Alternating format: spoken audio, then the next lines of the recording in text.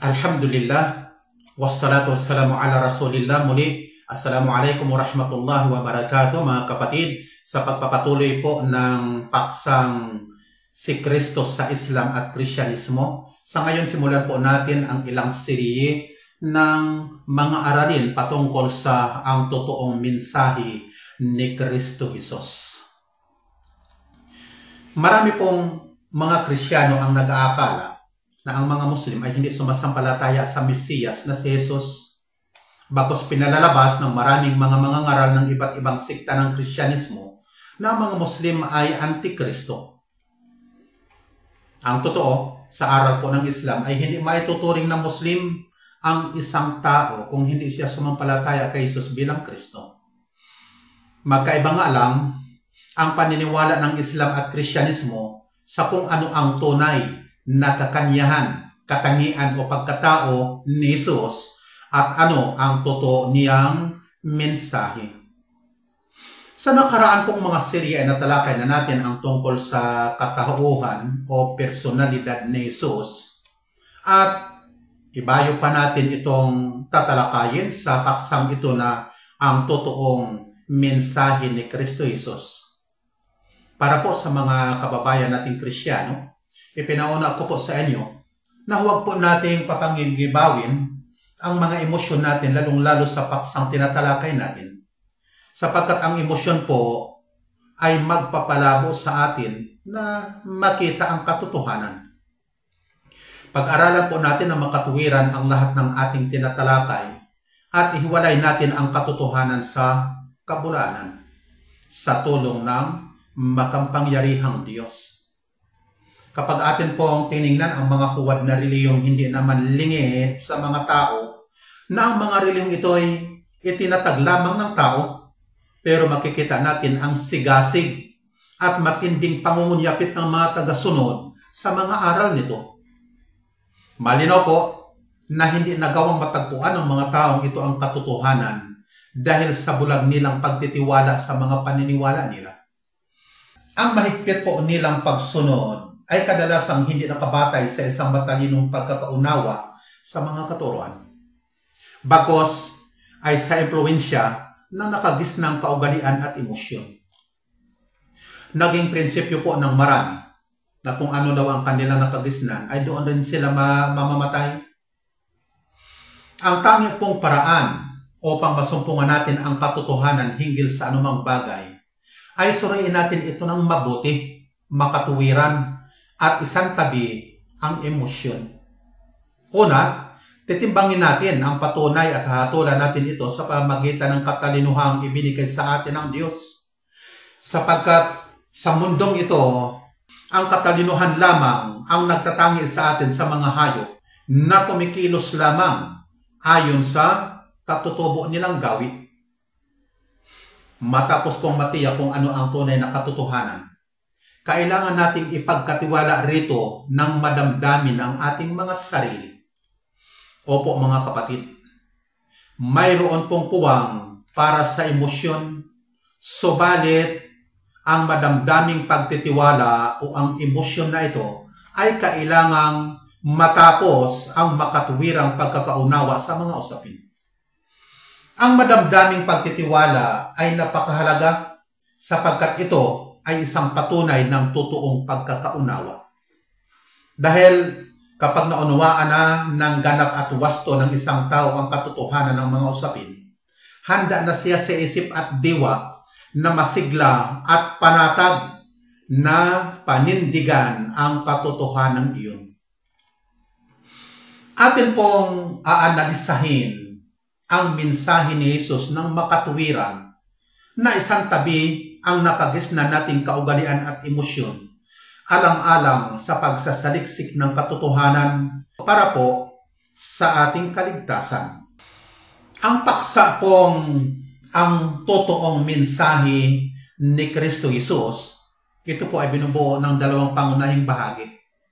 Una, ang mensahe, at ang ikalawa, ang pagkatao ni Kristo Jesus. Ang bawat isa po ay hindi maihiwalay sa isa't isa. Upang maunawaan ang mensahe ni Jesus, kailangang malaman natin kung sino siya. Ngunit, upang maunawaan natin kung sino siya, kinakailangan ding makilala at maunawaan ang kaniyang mensahe. May dalawa pong posibleng paraan na maaaring magamit upang masiyasat ang pagkakakilanlan ni Kristo Jesus at ang nilalaman ng mensahe niya. Ang una ay ibinatay sa tala ng kasaysayan na isinulat ng mga makabagong mananalaysay mula sa mga nasusulat na mga labi o ang tinatawag na relics o mga antigo at sagradong alaala sa panahong iyon. At ang ikalawa po ay nakabatay sa mga ulat na napapaloob sa inahayag na mga banal na kasulatan.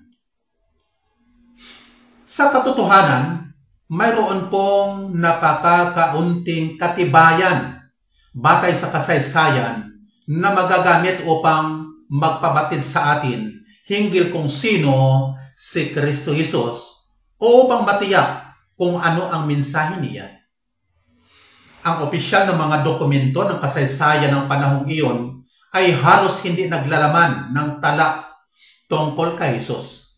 At ito mismo ang tinura ng isang Bible scholar na si Richard Thomas Franz na nagsabi, walang pang-unang siglong inscription na bumanggit sa kanya at walang bagay o gusali na nananatili na may tiyak na kaugnayan sa kanya.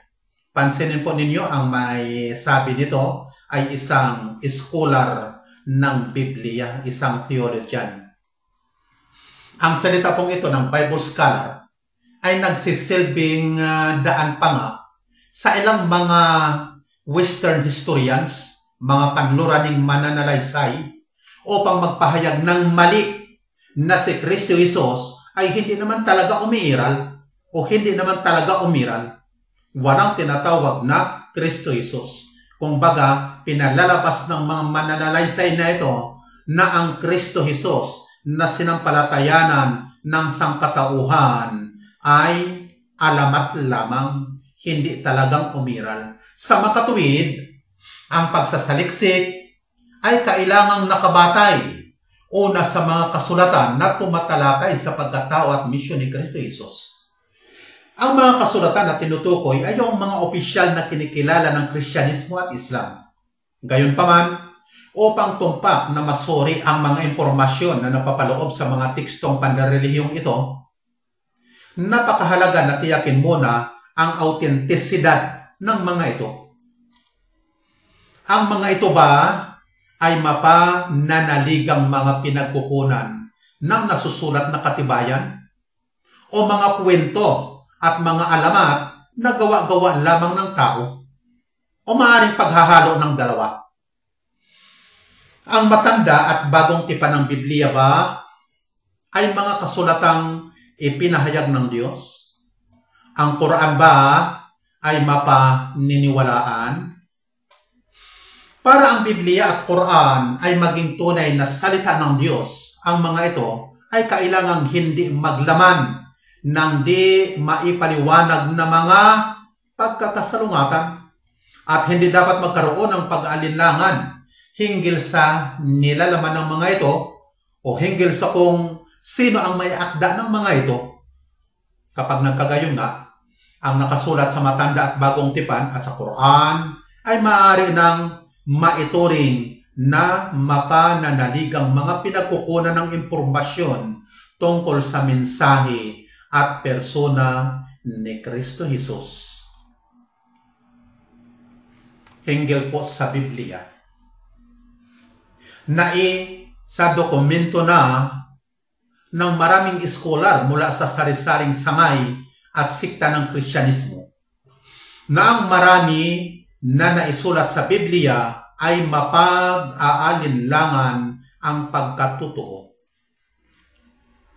Sa paunang salita ng The Myth of God Incarnate, ang alamat ng Diyos na nagkatawang tao, Ang patnugot ay nagsulat ng sumusunod sa pagkakasalin sa ating wika. Noong ika-19 na siglo, ang kanluran ng Kristyanismo ay gumawa ng dalawang pangunahing bagong pag-aakma sa pagtugon sa mahalagang mga paglaki ng kaalaman ng tao. Tinanggap nito na ang tao ay bahagi ng kalikasan at lumitaw sa loob ng ebolusyon ng mga anyo ng buhay na nasa daigdig na ito. At tinanggap nito na ang mga aklat ng Biblia ay isinulat ng iba't ibang mga tao sa iba't ibang mga katayuan at hindi maaaring mapagkalooban ng literal na pang-Diyos na autoridad. Sa pandaigdigang magasin ng mga balita, Newsweek, na naglathala ng isang artikulong pinamagatang O Lord, Horot Thy Prayer, may isang pangkat ng mga theologians mula sa mga pangunahing siktang protestante kasama ng mga kilalang Romano-Katolikong scholar ng Biblia sa Estados Unidos. Matapos ang isang masusing pagsisiyasat sa mga pinakaunang manuskrito ng Bagong Tipan na nagbigay ng konklusyon na ang mga salita lamang sa The Lord's Prayer, panalangin ng Panginoon, na maipagpapalagay ng tumpak o autentiko na nagmula sa kay Kristo Jesus ay Ama, Father. Kaya, ayon sa mga dalubhasang scholar na ito ng Iglesia, ang lahat ng mga salitang sumunod pagkatapos ng panimulang parirala na Ama namin ng pinakapangunahing panalangin ng Kristiyano ay idinagdag. Ilang siglo ang nakaraan ng mga eskriba ng Iglesia na kumopya sa naunang mga manuskrito ng mga Ebanghelyo.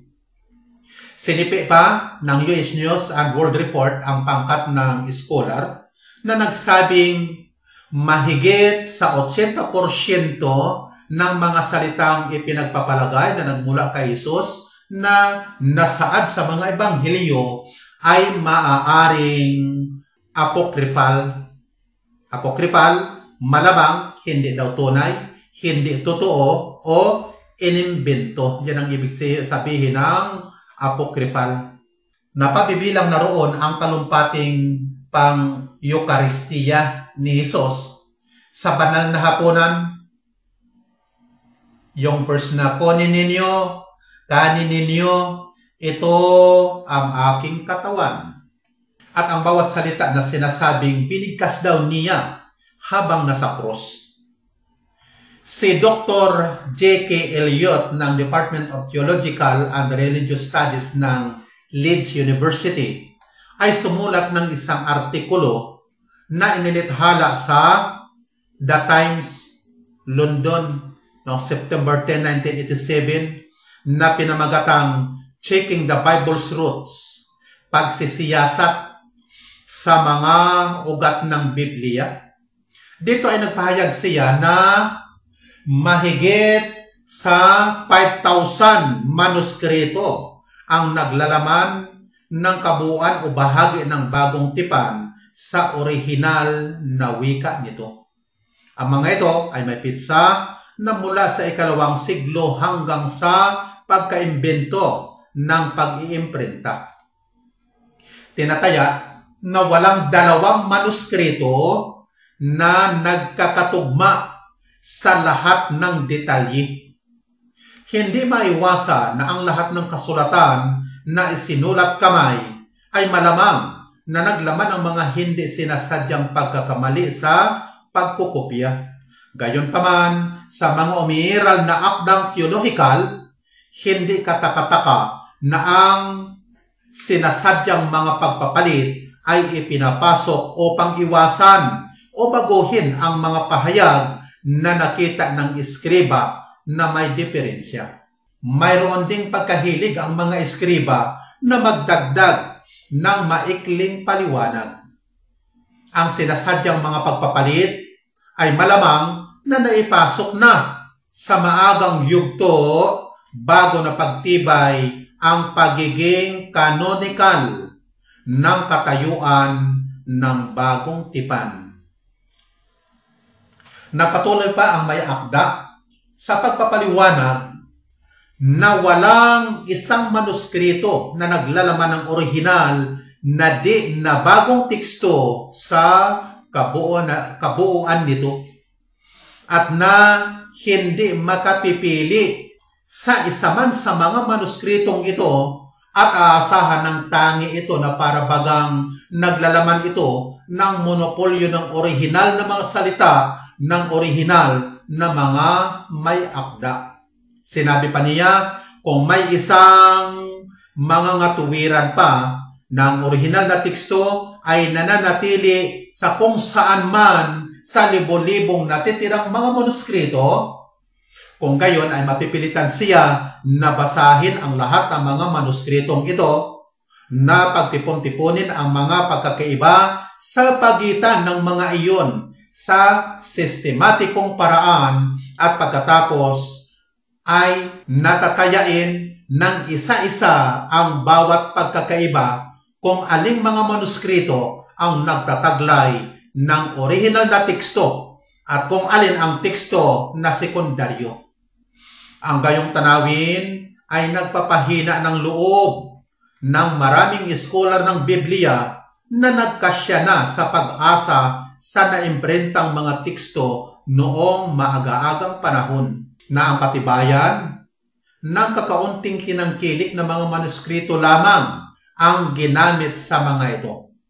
Kahit na ang maraming kamakailang na imprenta na edisyon ng Griego na bagong tipan at ang makabagong mga salin batay sa mga ito ay kadalasang sumusunod sa nakagawian ito ng pagbuo ng kanilang teksto batay sa limitadong basihan na malabong maging lubos na orihinal.